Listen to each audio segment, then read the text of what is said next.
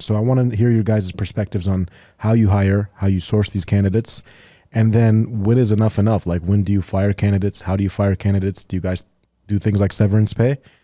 But 90 seconds on that, and then I'll ask a few questions, and we'll debate it that way. So we'll start with Fad. We'll be respectful of the guests, so we'll start with you. And we'll get started now. What is your take on hiring, firing?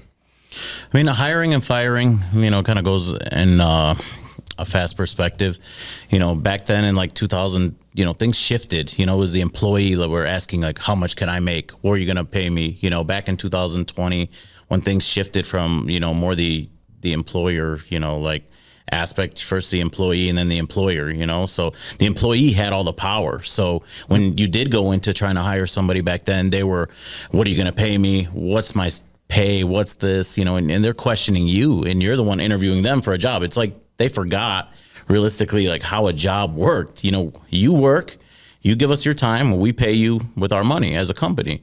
So things shifted. On my full perspective of hiring and firing, I hire, but I fire even faster because it works out better, and then really as a CEO, you got to get rid of that personal relationship in any way. Most CEOs like to have, tough. 2 or 3 people that they, count on.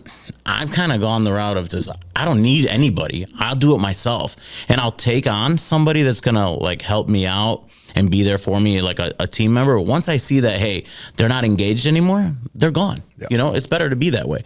But I also like for like an executive assistant or an assistant to actually see what it actually takes, because if you go, the business still runs without you. And I'm fine with that. I always tell people the door's right there because my business is going to run regardless. 100%. And that's kind of my big perspective on things. I like that. We're going to dive into that. Now we'll pass it over to Carmen. Let's hear your take. That is cutthroat in 90 seconds. Boom. Right there. That's all you got. You're already 6 seconds in. And then faster. I don't know how long I don't know if I'd last 90 seconds. So let's see. The impossible task of delivering one of a mental thought of mine in 90 seconds. What I think well, first of all, hiring and firing is taking place in every industry right now, probably at a disruptive state. And to Fad's point, that's as a result of the time. Sure. In the Midwest, maybe in the city of Chicago, and perhaps in part because it's a seasonal city, but at least anecdotally, we see it, going back to Mark Zuckerberg's year of efficiency, which if you listened, I make mention of it more than a few times. What he was really speaking to is 22 is a fat year. Yeah. There was a ton of the economy was booming back. There was a ton of stimulus. There was a ton of cash in consumers' pockets. And then 23, you saw a pretty stark drop. And there was correlative patterns with the stock market, significant drop-offs in tech. And as a result, did companies adapt fast enough, right? And if you didn't, you're left with upside down P&Ls. You're left with shortfalls. You're left with depletion of resources and reserves. And therefore, where do you go? You go to firing.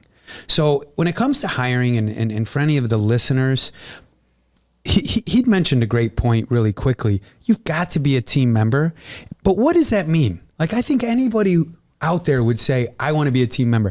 I want somebody actually to come on the podcast and say, no, I'm going to take the other side of that. I don't want to be a team member, because that's a tough position. So let's assume that everybody wants to be a team member. Fantastic. What does it mean to be a team member? It means to be a role player, like in basketball. Right. It means to be next guy up, like in other sports. And if your job scope is only within a certain bubble or pocket, but you feel like you can assist in other ways, you feel like you could stay extra hours, I think if you do that, my gentleman to the right might keep you an extra day or two and not fire you so quickly. But I think we're aligned there. It's good. That sets the foundation for us to have a educated debate and talk about it.